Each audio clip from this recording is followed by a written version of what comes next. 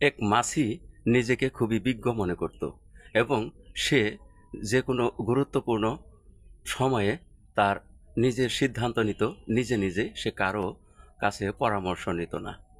একদিন এই মাছিটি একটি গাধার পেশাবের মধ্যে পতিত হলো।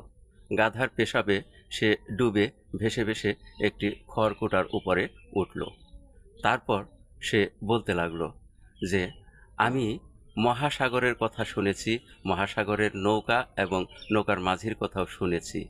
এখানে মনে হচ্ছে এটাই সেই মহাসাগর এবং এই যে আমি যার উপরে উঠেছি এটাই সেই নৌকা, আর আমি হলাম সবচাইতে বিজ্ঞ একজন মাঝি।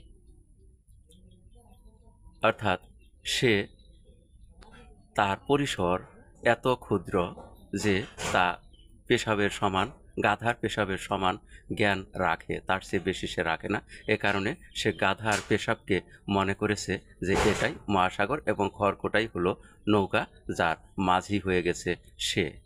এরকম যারা অল্প জ্ঞান নিয়ে বেশি বড় বড় সিদ্ধান্ত গ্রহণ করেন তাদের অবস্থা এমনই, অর্থাৎ তাদের জ্ঞান এই গাধার পেশাবের মতোই অতি ক্ষুদ্র।